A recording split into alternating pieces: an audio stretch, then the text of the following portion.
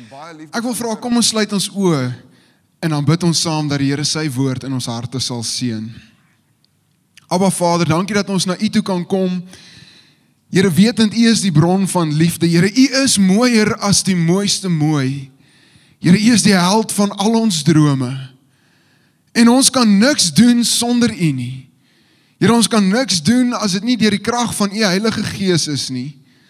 Abba Vader, en daarom bid ek vanoggend vir die woord wat uitgaan in hierdie gebou. Here, mag ons dit nie probeer hier toesluit nie, Here, want die goeie nuus van Jesus Christus is so groot dat geen gebou op aarde dit kan bevat of behou nie, Here. Dit is so groot dat die heelal getuig van U goedheid, Here, en daarom wil ons vanoggend weer opnuut vir U dankie sê vir die woord wat lewensveranderend is, mits ons dit toepas. Here, en is my gebed, mag elkeen van ons as U kinders, Here, mag ons U woord in ons harte bewaar en dit toepas in ons lewens sodat ons kan groei deur die Heilige Gees om elke dag meer en meer soos U te wees. Here, want ons is geroep om heiligmaking na te streef. Here, nie uit 'n plek van vrees uit nie, maar uit 'n plek van U onvoorwaardelike, oorweldigende liefde. Here, en omdat ons U liefhet, wil ons meer en meer soos U wees. Here, daarom bid ek, Heilige Gees, wees vanoggend so teenwoordig in elke deel van die boodskap wat uitgaan, sodat dit ook in ons eie lewens lewend en kragtig is die gebed van ons hart, in Jesus naam, amen. Familie, my boodskap gaan vanoggend oor ons as individue se groei. En so ek het op hoërskool biologie gehad en ek onthou nie veel nie, maar een ding wat ek wel onthou van biologie is die term homeostase, en ek begin die boodskap vanoggend met dit, want dit is belangrik vir die res van die inhoud, sodat ons dit verstaan.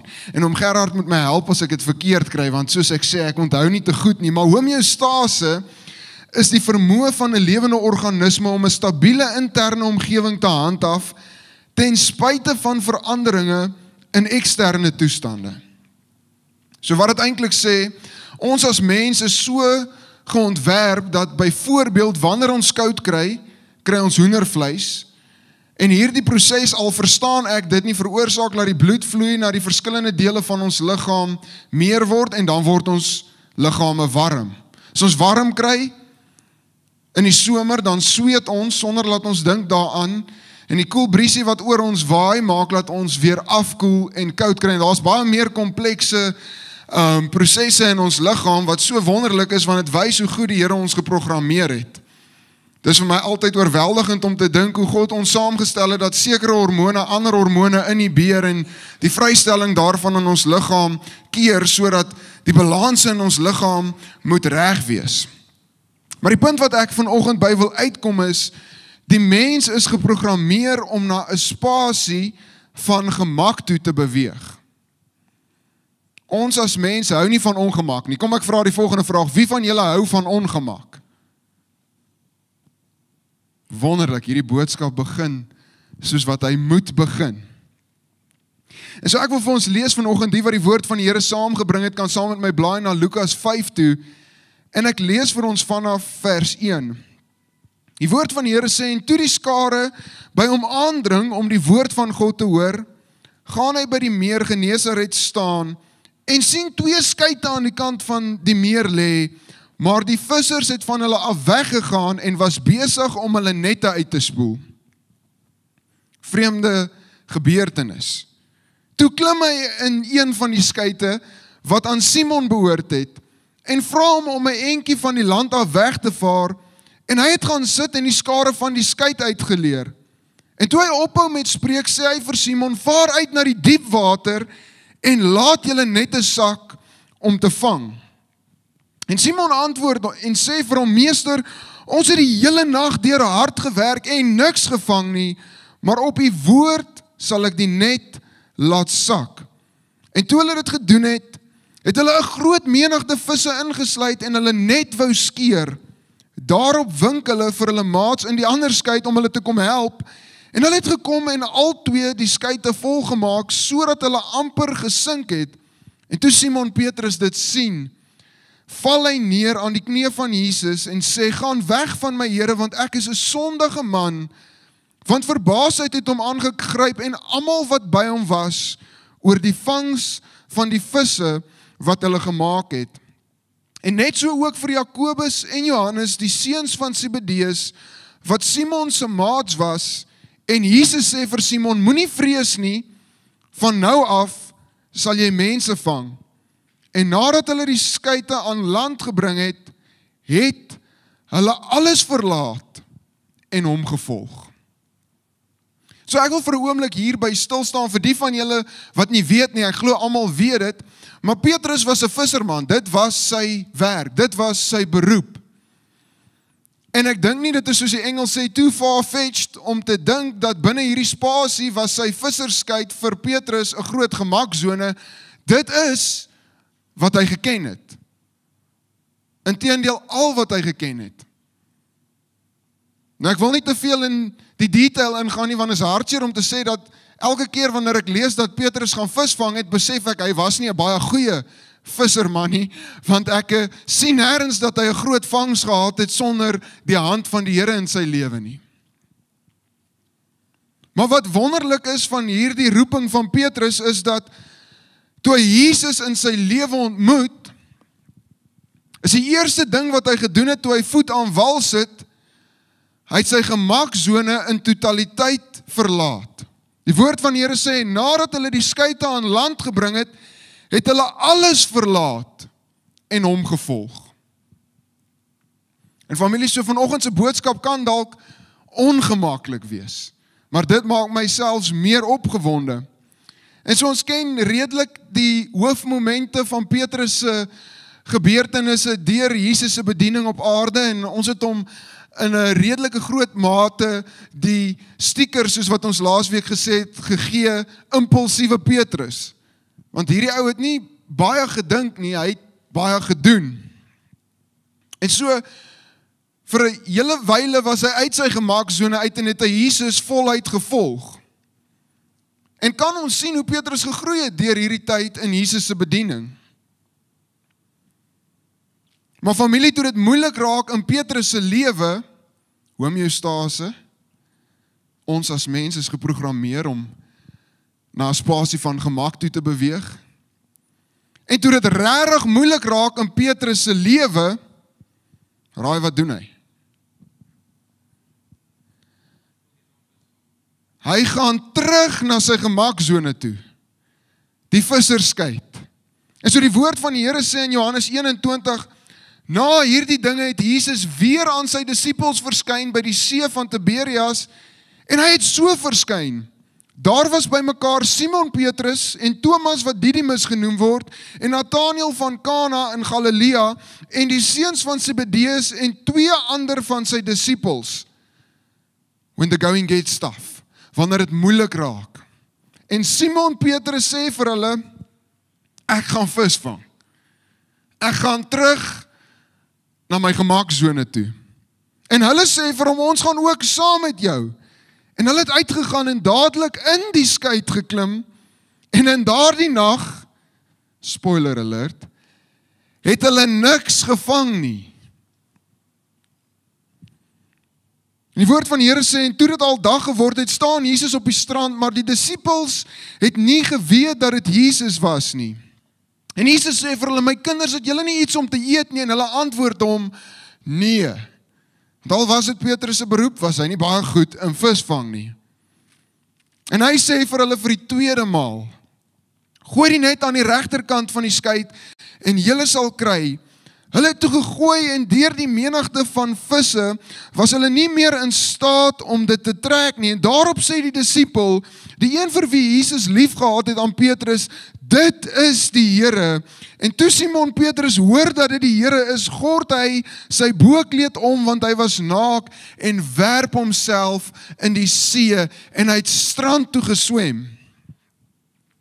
En familie, so die boodskap vanoggend, ek wil vir 'n oomblik hier stil staan is, eerstens, kan ons redder, ons verlosser, ons saligmaker, ons in ons eie lewe, in 'n spasie van ons eie gemak, kom ontmoet. Maar die realiteit vanoggend is, Jesus sal ons nooit in daardie spasie los nie. En as ek so kyk na Petrus se lewe, wil ek die gevolgtrekking maak, en ek wil nie my boodskap vooruit hardloop nie, maar geen groei kom vanuit 'n spasie van gemak nie. Petrus het nie gegroei in die visserskuit nie. Petrus het gegroei toe hy die gemaksone verlaat, die tweede keer so radikaal dat hy in die see van Galilea inspring en kan toe swem. En sy gemaksone hierdie keer vergoed agterlaat. En so is ons 'n paar onderwerpe waarop ek wil fokus vanoggend wat my verskriklik opgewonde maak. Die eerste een is, nadat Petrus sy gemaksone verlaat het, en Jesus bevestig het dat Jesus hom geroep het vir iets meer as om fisiese visse te vang, lees ons in Handelinge 2 dat dieselfde impulsiewe Petrus, hierdie is my gunsteling bynaam vir Petrus, want ek dink dit is meer geregverdig. In Handelinge word impulsiewe Petrus Pinkster Petrus. En ons praat nie baie oor dit nie, maar toe hy uit sy gemaksone uitkom en die Heilige Gees ontvang, toe preek hy in Handelinge en 3000 mense kom tot bekering en die kerk van Jesus Christus word gebore buite 'n spasie van die betrokke partye se gemaksone. So ek wil baie interessante statistiek aan julle vanoggend voorhou wat gaan oor die kerk in die breed. Want dit was vir my baie opvallend toe ek dit te hore kom en ek het dit gaan oplees om seker te maak, maar binne die eerste 3 eeue, binne die eerste 300 jaar van die kerk, het die kerk persentasie gewys die meeste groei in die geskiedenis getoon, in die eerste 300 jaar. So aan die einde van die eerste eeu was daar minder as 10,000 Christene in die Romeinse Ryk, en die bevolking het destyds so wat 60 miljoen bevat, wat beteken het dat die Christene 1/100ste van 1% of 0,017% uitgemaak het. 'n Fraksie. Dis weglaatbaar klein in die wêreldpopulasie van daardie tyd. Maar dit raak beter, want hierdie mense het, kom ek het nie vooruit hardloop, teen die jaar 200 het die getal min of meer tot 'n bietjie meer as 200,000 gestyg. Steeds 'n klein minderheid, onder 1%, 0,36% van die wêreldpopulasie. Teen die jaar 250 het die getal egter tot meer as 1 miljoen gestyg, byna 2% van die bevolking. Nou hier is waar dit goed raak, familie, 300 jaar van Jesus af. 300 jaar nadat hy op hierdie aarde was. Die opvallendste syfer kom 2 generasies later teen die jaar 300 na Christus, toe Christene 10% van die totale bevolking uitgemaak het, meer as 6 miljoen uit die 60 miljoen. En so kom deel ek dit vanoggend, familie, want die vroeë kerk was in 'n spasie van totale ongemak. As julle wonder, hoekom sê ek dit? Dit was die tyd waarin die kerk die wreedste vervolg is ook in die hele geskiedenis. En so terwyl die kerk met rasseskrede gegroei het, het van die grootste disippels en getuienis en apostels met hulle lewens betaal vir die evangelie. Wat die feit vanoggend staaf, ons groei en ons gemaksone kan nooit hand aan hand gaan nie. Dis onmoontlik. En so ek wil vir 'n oomblik by die kerk stil staan, want dit maak my kinderlik opgewonde, hierdie boodskap vanoggend. Want terwyl ek gedink het aan die vroeë kerk, die eerste 300 jaar, eerste 3 eeue, toe dink ek ook aan die tyd waarin ons lewe, in die postmoderne en humanistiese samelewing. En ek weet daar is verskeie redes, ja, die wêreldpopulasie is groter en in die aanvanklike kerk was minder mense, so om persentasiegewys baie groei te toon, was dalk nie so moeilik nie, maar dit was in dieselfde asem lewensbedreigend.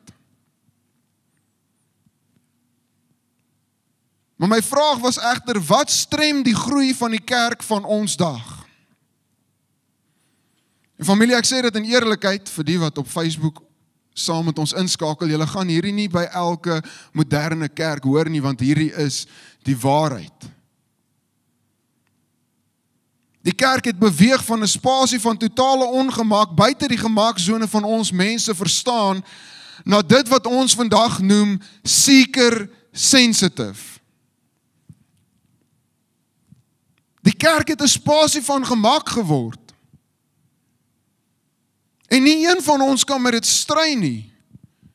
Want wanneer ons kyk na die moderne kerk, gaan dit oor die persoon wat deur die voordeur kom.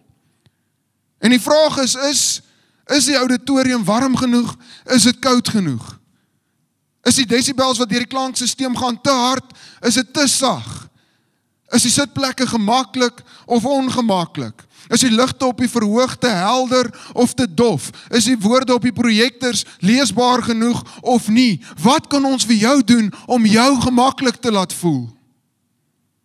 En so het my tot stilstand geruk, want het my laat besef, die vyand hoef nie eers die kerk te immobiliseer nie, die vyand hoef ons net in 'n spasie van gemak in te bring, en dan is ons klaar oneffektief. Want geen groei kan in 'n spasie van gemak plaasvind nie. En so hierdie hele moderne kerksysteem het gelei tot 'n verbruikersmentaliteit. En hierdie verbruikersmentaliteit is die ingesteldheid van, wat kan Jesus vir my doen?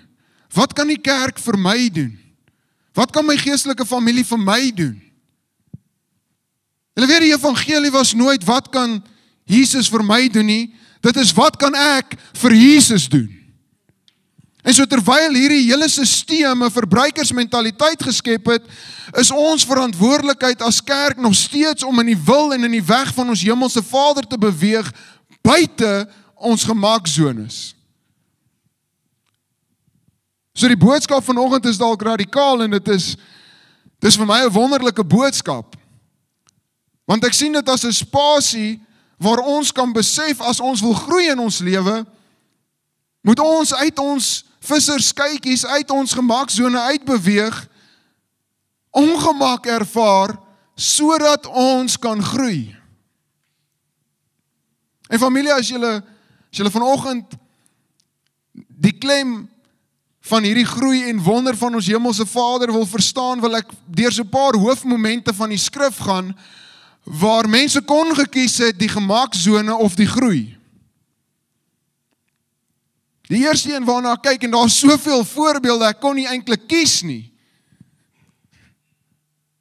Gaan nou verder met die gedagte, ek wil nie my boodskap vooruit hardloop nie, maar ek is so opgewonde. Die eerste een waarna ek gedink het, was Abraham. Waar uiteindelik hierdie seun van die belofte het, Isak.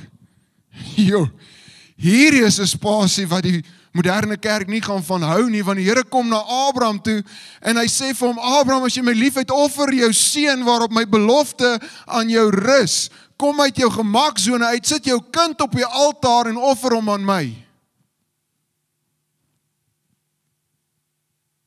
En in steede van laat Abraham gaan sit en sê, nee Here, ek kan nie, want dis vir my ongemaklik, en dis nie my voorkeur nie, saal hy die esels op, vat sy diensknegte en sy seun, stap op sy ou dag na 'n berg toe en bou 'n altaar en sit sy kind daarop. Maar weet julle, die wonder wat plaasvind buite Abraham se gemaksone is, God het al reeds voorsien. En so toe kom, paar hoofstukke later kom Jakob, en ja, dis 'n hele bedrogspel, maar uiteindelik slaap hy op 'n klip. En hy is in hierdie worstelstryd met die Here, soveel sodat hy mank loop daarna, ongemak. Maar weens hierdie ongemak, buite sy gemaksone, groei hy van Jakob af na Israel toe. Verander sy naam, verander sy totale ingesteldheid. En is die 12 stamme van Israel uit hom uitgebore. God het al reeds geweet, as Jakob uit sy gemaksone uitkom, in hierdie spasie van totale ongemak, gaan hy groei. En so Josef, ons kan deur die hele Bybel gaan. Want ons wil die Bybel aanpas om by ons te pas, sodat ons gemaklik kan wees, maar die Bybel is 'n oproep vir ons om te verander. Josef kon kies, dis ongemaklik om hierdie kleed aan te trek wat my boeties dag en nag kwaad maak en verag. Ek kan dit uittrek en in 'n spasie van gemak beweeg waar almal lief is vir my, maar hy was geroep om uiteindelik in meer ongemak te beland in die put en toe nog meer ongemak in slawerny, sodat hy uiteindelik in die wil van die Here kon voorsien aan sy familie, want God het al reeds geweet. Moses se hele lewe begin in ongemak. Hy moet weggesteek word, toe word hy in 'n mandjie gesit op die Nylrivier, toe beland hy in Farao se paleis, uiteindelik maak hy iemand dood en hy beland hierso in die woestyn en die Here roep hom in 'n spasie van groot ongemak, want hy het gehakel en nou moet hy die volk lei. Maar toe Moses instem, Here, ek weet ek is geroep tot hierdie ongemak in my lewe, toe bevry God die volk Israel uit die slawerny van Egipte, omdat Moses besluit het, ek gaan nie in die spasie van gemak bly nie. Dan kan ons, hier soveel voorbeelde, kom ons gaan maar nog 'n paar. Dawid, die skaapwagter. Toe hy gesalf word, toe is daar so 'n redelike groot verantwoordelikheid op sy skouers. En so Saul het in sy nek geblaas, hy wou hom doodgemaak, het 'n spasie van groot ongemak. Dawid kon gesê het, nee Here, ek is gebore om skape op te pas. Maar Dawid se grootste groei het plaasgevind buite sy gemaksone.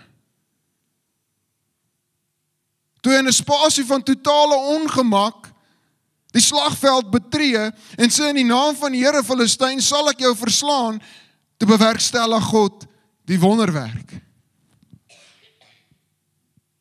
En so dan nog 'n hoofmoment in Petrus se lewe is 'n storm op die see van Galilea. Hulle sien vir Jesus aankom. Hy's weer eens in sy gemaksone in die boot. En hy sê vir Jesus, sê vir my ek moet uitklim. En op die woord van die Here klim Petrus uit sy gemaksone uit en loop hy op die water. Die lys gaan net aan en aan en aan. En so familie, my boodskap vanoggend is wanneer ek dink aan gemaksones en ek dink aan al ons Bybelhelde, dan besef ek die teendeel kon veel anders gewees het. Dit kon,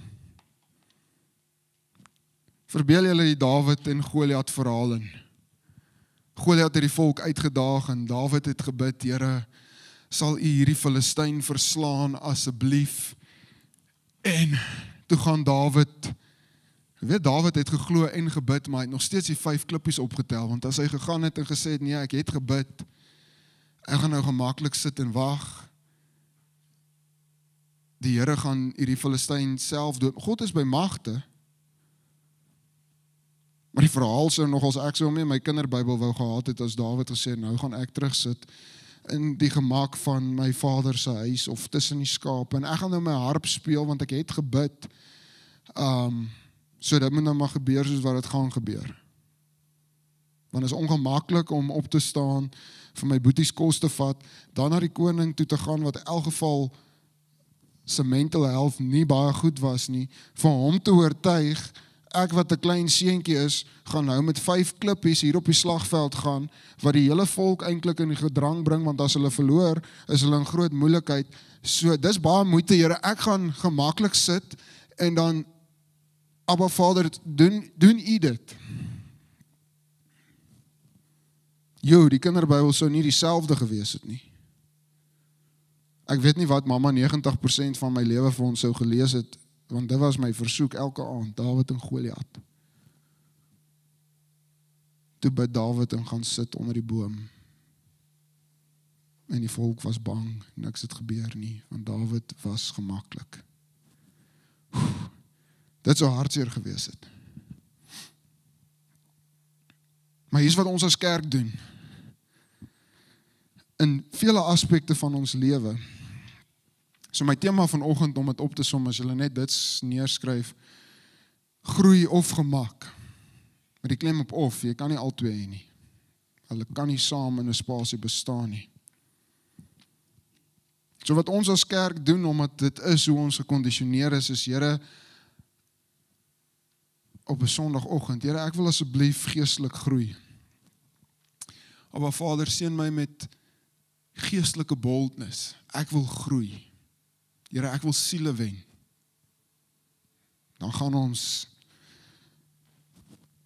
maar Here, ek wil nie regtig eintlik vroeër opstaan om tyd in die woord te spandeer nie, en my aandagspan is nie so goed dat ek regtig tyd in gebed kan spandeer nie, so ek gaan gemaklik wees, maar ek wil nog steeds groei. Geen groei vind plaas in jou gemaksone nie. Fisies, die laaste tyd probeer ek weer bietjie werk, want ek besef die jonkheid van Timoteus ontgaan my, en almal sê vir my iewerste werk alles nie meer net vir jou nie. As jy fisies gesond wil wees en fiks wil wees, Here, sê my met 'n gesonde liggaam en fiksheid, maar ek gaan nie regtig iets myself daarin doen nie, want dit is te gemaklik om, oefening is nie lekker nie. Here, emosioneel, ek is nie in 'n goeie emosionele spasie nie. Here, maar die vooropgestelde idees van sielkundiges en mense wat my kan help, ek hou nie daarvan nie, dis vir my ongemaklik, so ek hou maar eerder vas aan hierdie emosionele spasie, want al is dit nie lekker nie, is dit in 'n mate gemaklik. Verhoudings.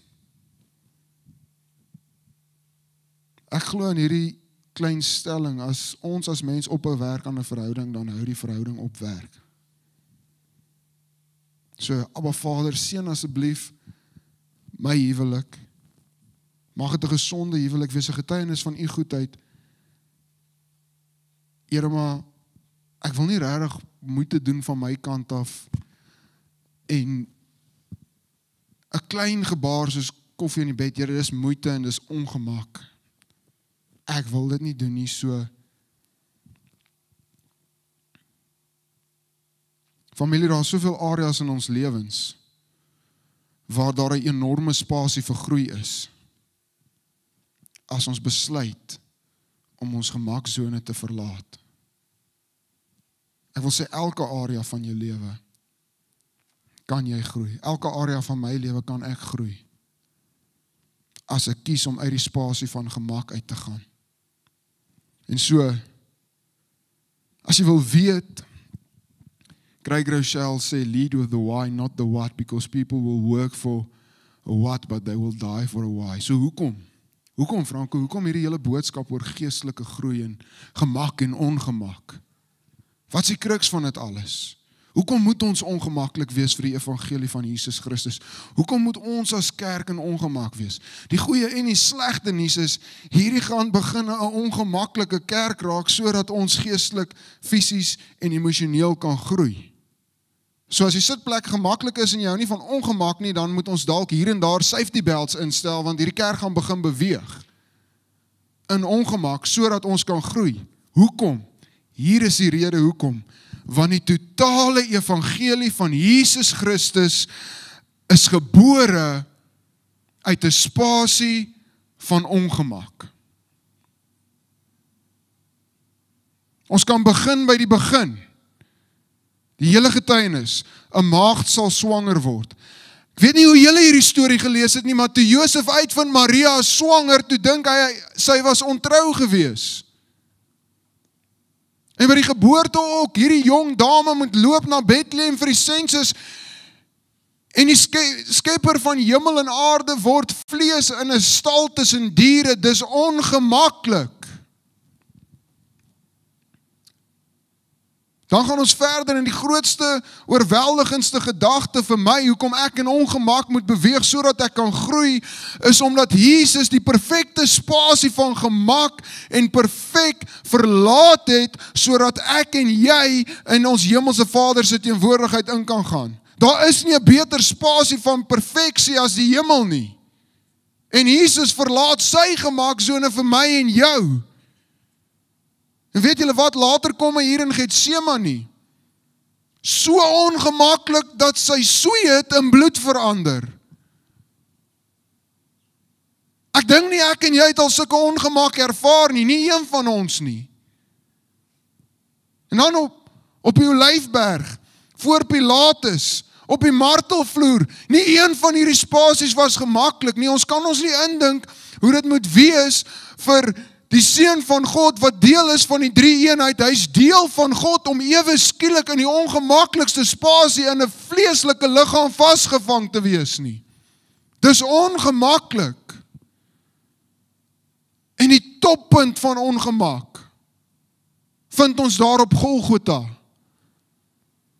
Toe Jesus aan 'n kruis hang, sonde word vir my en jou, die een wat geen sonde geken het nie, neem ons sonde op hom.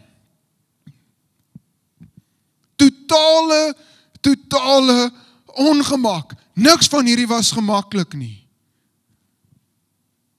Maar hy het besluit om sy wil, sy gemaksone op sy te sit, sodat ons in 'n spasie van verhouding kan kom.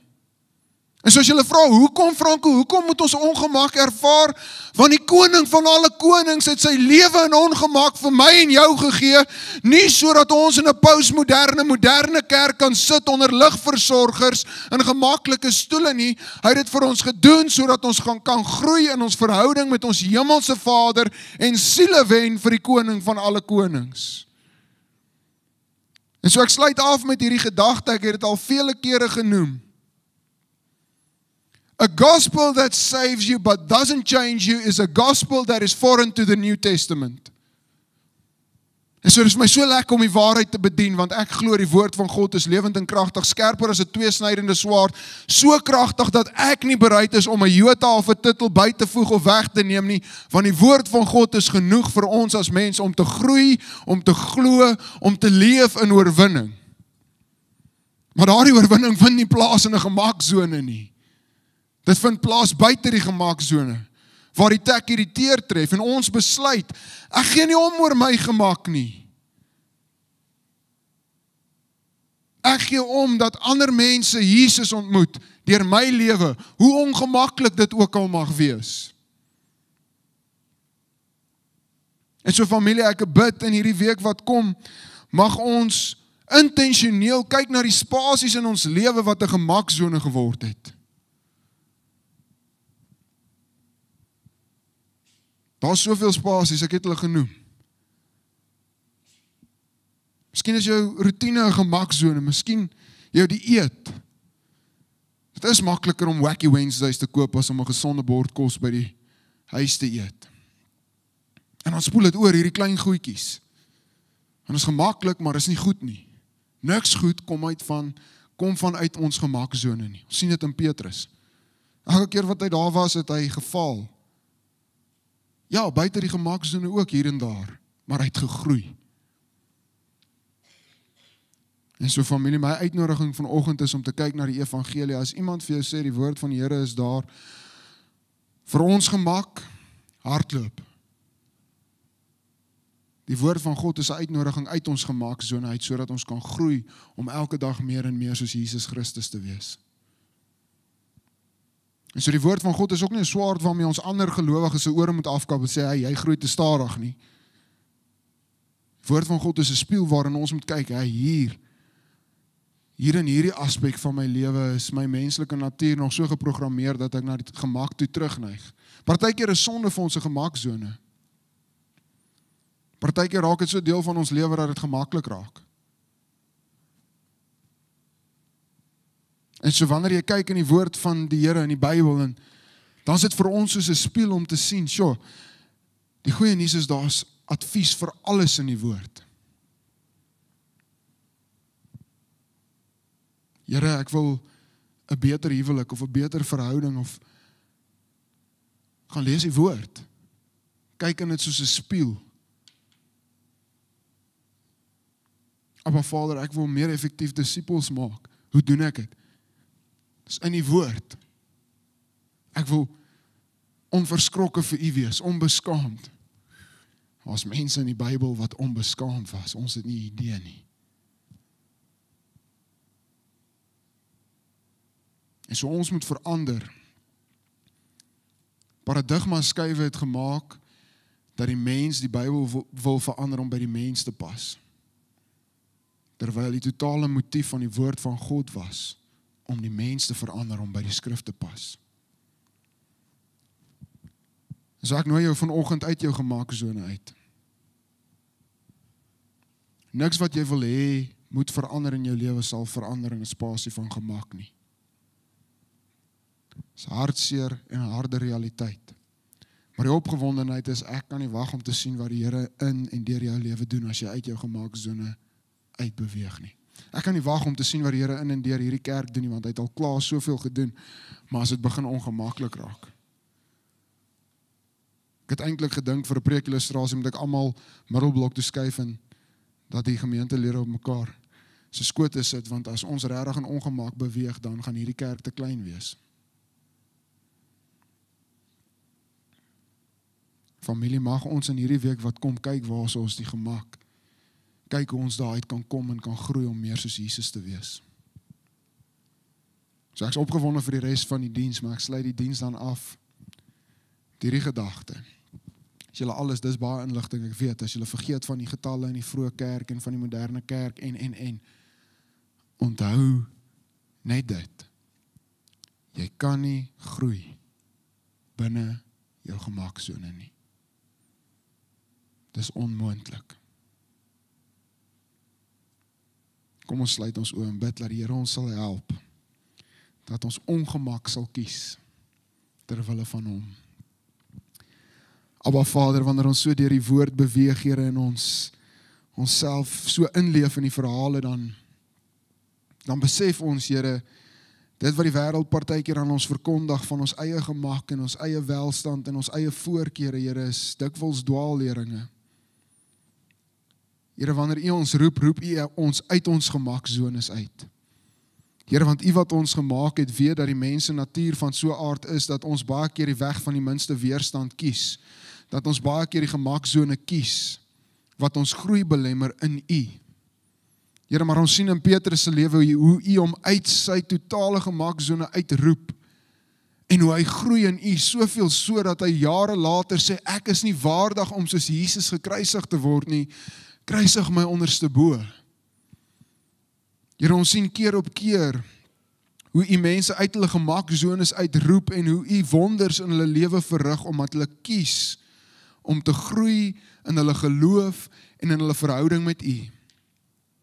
Here, my gebed vanoggend is, mag ons kies, om te groei in ons verhouding met U. Al beteken dit, dat het ongemaklik gaan wees. Al beteken dit, dat ons voorkeure, en ons gemaklike spasies, gaan moet agterlaat, om die wil en die weg van ons hemelse Vader te soek.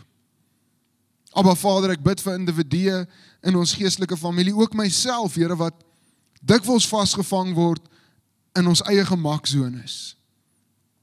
Here, en ek bid dat wanneer hulle die klein tree van geloof gee om daardie gemaksone te verlaat, Here, hulle eksponensiële geestelike groei sal sien in hulle lewens. Maar Vader, dat hulle sal sien hoe hulle groei in hulle geloof en verhouding met U. Dat hulle sal sien hoe daardie geloofsverhouding met U oorspoel in ons verhoudings in, en hoe hulle groei in hulle verhoudings. Here, wanneer hulle besef dat hulle liggaam 'n tempel van die Heilige Gees is, Here, dat hulle sal besef, ons kan liggaamlik ons moet na ons liggame kyk, Here, want as ons gesond is, dan kan ons die evangelie van Jesus Christus verkondig so goed ons moontlik kan. Here, en wanneer dit moeilik is, mag U Heilige Gees ons herinner dat ons gemaksone nooit die spasie van groei kan wees. Mag ons keer op keer doelbewus kies, soos wat U woord sê, om elke dag ons kruis op te neem en U te volg na die ongemak, want is hier in die ongemaklike spasie waar die kragtige hand van ons hemelse Vader die sterkste tevoorskyn kom, want is buite ons gemak wat ons kan besef, ek is swak, maar die God wat ek dien is sterk en almagtig. Abba Vader, so ek bid soos met Petrus, soos met Abraham, soos met Dawid, soos met Joshua, soos met Josef, soos met Maria. Here, bid ek dat U kinders uit hulle gemaksones uit sal nooi, sal oproep sodat hulle sal weet hulle is geroep deur Jesus Christus vir meer as om te leef in 'n gemaksone in ons eie voorkeure. Here, en dan bid ek ook vir ons eie geestelike familie. Here, mag ons nooit iets byvoeg of wegvat van u woord af nie. Maar mag u woord suiwer verkondig word, sodat lewens kan verander daarvolgens, en ons as geestelike familie siele kan wen vir die koning van alle konings. Here, seën ons geestelike familie. Here, seën ons gemeente, geestelik, fisies, emosioneel, Here, selfs wat ons finansies aanbetref. Here, ek bid seën kleuterparadys bo die maat. Here, mag daardie ook 'n baken van lig en hoop wees vir elke klein kleutertjie wat op hierdie terrein kom. Here, ek bid dat u therapie sal seën, Here, want u het al reeds in hierdie afgelope dekade, meer as 'n dekade, Here, het u die skure van die hemel oopgemaak. Here, en ek bid in die volgende jare, mag ons u sterk hand sien, omdat ons geestelike familie buite ons eie gemak beweeg. Here, u is die begin en die einde, die Alfa en die Omega. Here, u is die begin en die volleinding van ons geloof. En ons weet vandag, die goeie werke wat u in ons begin het, sal u voleindig. Here, en daarom kan ons vanoggend u loof en u prys. Want al die lof en al die eer en al die aanbidding kom u toe. Here, dankie dat u gemaksone in totaliteit verlaat het om vir sondige mense te sterf, sodat ons in verhouding met u kan staan. Here, ons gedagtes kan daar nie by uitkom nie. Here, maar mag ons lewens getuig van daardie oortuiging. Dis die gebed van my hart, in Jesus naam. Amen. Baie dankie vir elkeen van julle wat hierdie tyd saam met ons uitgekoop het. Ons waardeer dit opreg. Ons wil julle egter 'n groot guns vra. Gaan like en volg ons op sosiale media, sodat julle nie uitmis nie. En dan as jy wil weet hoe jy betrokke kan raak by die Therapia familie, gaan na ons webblad by therapia.co.za. Daar sal jy al die inligting kry wat jy nodig het. Ons missie is om siele te wen vir die koning van alle konings. En so ons nooi jou uit, word deel, word betrokke as jy in die omgewing is, kom kuier. En van ons kant af, wees so geseënd en baie liefde van die Therapia familie se kant af.